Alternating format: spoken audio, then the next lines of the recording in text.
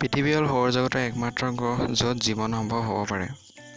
আমি পৃথিৱীত বাস কৰিছোঁ হয়, কিন্তু পৃথিৱীৰ বিষয়ে এনে কিছুমান কথা আছে যিবোৰ আমি গম নাপাওঁ। আই এম আছামিজ টেক্স আৰু মই আপোনালোকক আজি ক'বলৈ গৈ আছোঁ top 5 facts about earth. So' let's explore.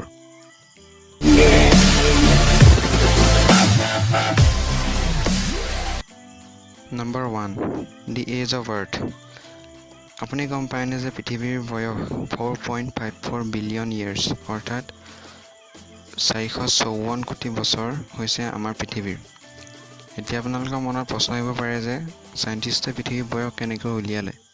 তেতিয়াহ'লে মই আপোনাক কৈ দিব বিচাৰোঁ যে এই বয়স চাইণ্টিষ্টে ৰেডিঅ'মেট্ৰিক ডেটিঙৰ জৰিয়তে চাইণ্টিষ্টে ইয়াৰ বয়স নিৰ্ণয় কৰিছে, যি ডেটিঙৰ দ্বাৰা তেওঁলোকে যিকোনো পাথৰ অথবা মেটেৰিয়েলৰ বয়স নিৰ্ণয় কৰে। গতিকে আপুনি বুজি পাইছে যে আটাইতকৈ পুৰণি পাথৰটোৰ বয়স আছিল 454 কোটি। গতিকে চাইণ্টিষ্টে এইটোৰ পৰা ধাৰণা কৰিছে যে পৃথিৱীৰ বয়স এতিয়ালৈকে 454 কোটি হৈছে। নম্বৰ 2, টেম্পাৰেচাৰ অফ দ্য আৰ্থ। সাধাৰণ উষ্ণতাত পৃথিৱীৰ উষ্ণতা প্ৰায় 17 ডিগ্ৰী চেলচিয়াছ হয়। কিন্তু বুৰঞ্জীত এনে কিছুমান দিনৰ সন্মুখীন হ'বলগীয়া হৈছে মানুহে, যিবোৰ দিন অতিশয় বেছি ঠাণ্ডা নহ'লে অতিশয় বেছি গৰম দেখিবলৈ পোৱা গৈছে। 10 জুলাই 1999 মানে অৰ্থাৎ 10 জুলাই 1919 চনত ডেথ ভেলী নামৰ ইউনাইটেড ষ্টেটছৰ এটুকুৰা জেগাত সেই দিনটোৰ উষ্ণতা 56.7 ডিগ্ৰী চেলচিয়াছলৈ বাঢ়ি গৈছিল।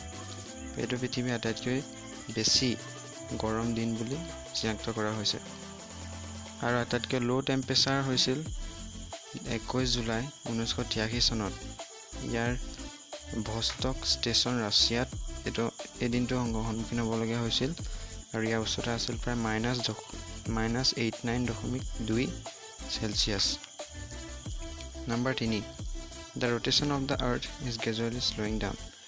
অৰ্থাৎ পৃথিৱীৰ ঘূৰ্ণন গতি লাহে লাহে হ্ৰাস পাবলৈ ধৰিছে। পৃথিৱীৰ ঘূৰ্ণন গতি প্ৰতি বছৰে 17 মিলি ছেকেণ্ডকৈ কমিছে। কিন্তু কিয়? ইয়াৰ কাৰণ হৈছে চন্দ্ৰ পৃথিৱীৰ পৰা আঁতৰ হৈ গৈছে।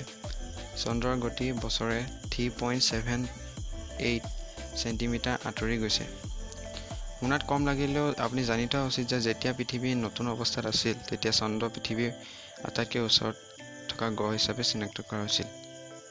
তেতিয়া প্ৰতিদিন 6 ঘণ্টাৰ হৈছিল, কিন্তু এতিয়া 454 কোটি বছৰৰ পিছত পৃথিৱীৰ বয়স এক দিনত 24 ঘণ্টা হৈছে।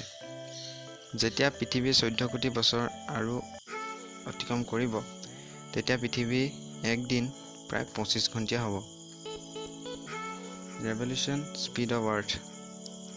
পৃথিৱীৰ ঘূৰ্ণন গতিত ঘূৰে আৰু এই গতি প্ৰায় 30 কিলোমিটাৰ প্ৰতি ছেকেণ্ডত সংঘটিত হয়।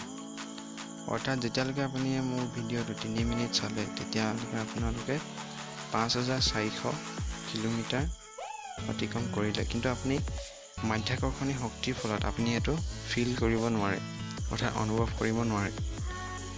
নম্বৰ 5, পৃথিৱী সূৰ্যৰ চাৰিওফালে ঘূৰে আৰু ইয়াক হেলিঅ'চেণ্ট্ৰিক মডেল বুলি কোৱা হয়। আগতে মানুহে ভাবিছিল যে পৃথিৱী একে জেগাতে ৰৈ থাকে, অৰ্থাৎ সূৰ্যৰ দৰে পৃথিৱী ৰৈ থাকে আৰু সূৰ্য আৰু অন্য গ্ৰহবোৰ পৃথিৱীৰ চাৰিওফালে ঘূৰে। এই মডেলটোক জিঅ'চেণ্ট্ৰিক মডেল বুলি কোৱা হৈছিল। কিন্তু পিছলৈ নিকোলাছ কপাৰ্নিকাছে জিঅ'চেণ্ট্ৰিক মডেল ভুল বুলি প্ৰমাণ কৰি হেলিঅ'চেণ্ট্ৰিক মডেলক উপস্থাপন কৰিছিল। তেতিয়াৰ পৰা আমি জানো যে পৃথিৱী সূৰ্যৰ চাৰিওফালে ঘূৰে, তাৰ বিপৰীতে পৃথিৱী চাৰিওপিনে সূৰ্য নুঘূৰে। চ' এইকেইটা ফেক্টছ আছিল পৃথিৱীৰ বিষয়ে। যদি আপুনি আগতে এইবোৰ শুনা নাছিল, মই এতিয়া কৈছোঁ। যদি ভিডিঅ'টো ভাল পাইছে তেন্তে লাইক কৰিব, শ্বেয়াৰ কৰিব আৰু ছাবস্ক্ৰাইব কৰিব। এই চেনেলটো নিউ হয়, মই এনেকুৱা ভিডিঅ' সদায় আনি থাকিম, সেইকাৰণে ছাবস্ক্ৰাইব কৰিব। তেতিয়া আপুনি ন'টিফিকেশ্যন সোনকালে পাব।